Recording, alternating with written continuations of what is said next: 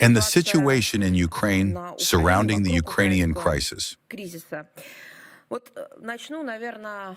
I will begin with what yesterday became a surprising revelation for many in the West. I think everyone paid attention to the speech by the Prime Minister of Britain, Keir Starmer, in the country's parliament. It just so happened to take place yesterday, during which he openly confirmed, in the presence of the media, the information about the death of the British serviceman on December 9th, Lance Corporal Hooley of the Parachute Regiment.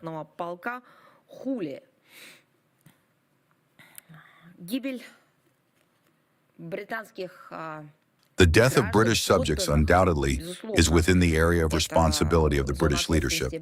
There is only one small nuance. He died in Ukraine. And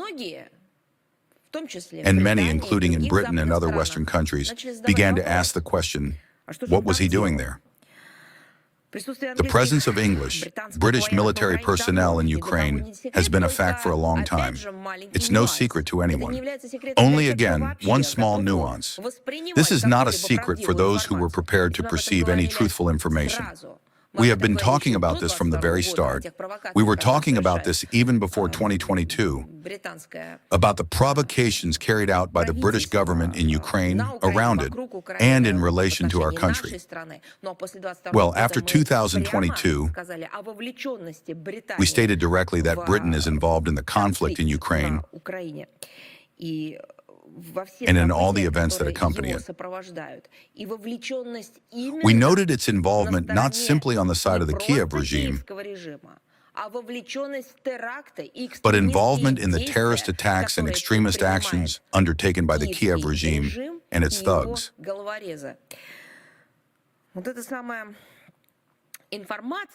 This information became a shock for many in Britain.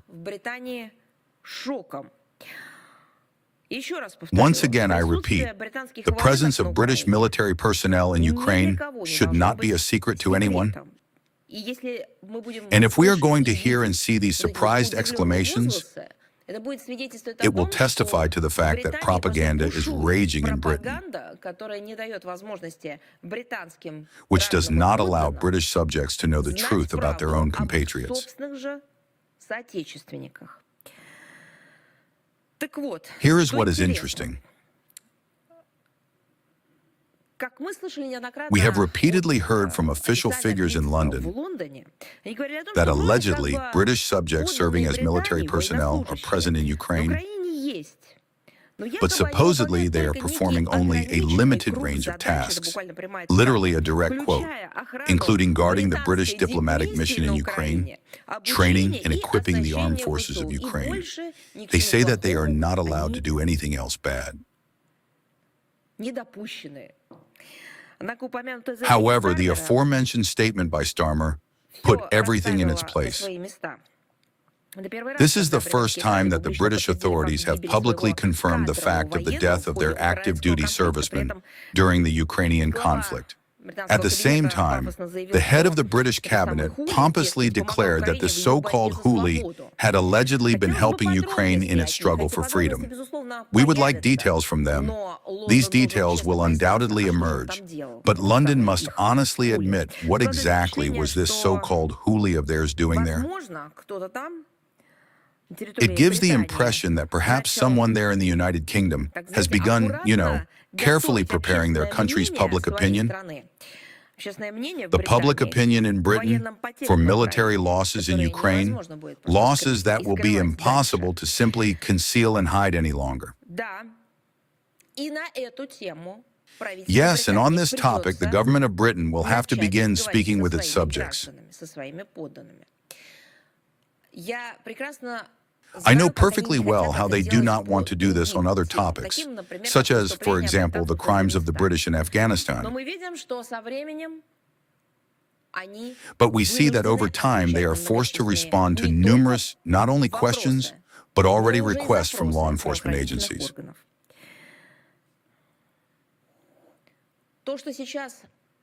What is now beginning to carefully seep into the British tabloids is, it must be admitted, the inevitable consequence of the scenario being considered by the British and a number of their allies to deploy in Ukraine in the format of the so-called coalition of the willing, an international military contingent, essentially Western occupation forces.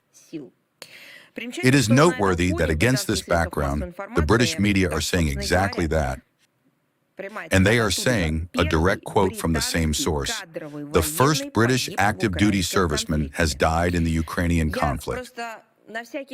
Just in case, I would like to warn British journalists that he is not the first. Another matter is how they on Downing Street will wriggle out of this topic. I would also like to warn them that if attempts are made to implement the criminal plan involving a coalition of the willing, responsibility for the lives of the subjects of the United Kingdom will rest entirely on London.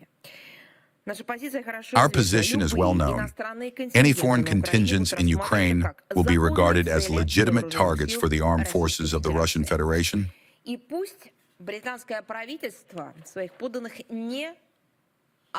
And let the British government not deceive its subjects and not label those it sends into Ukrainian territory as mere advisors or instructors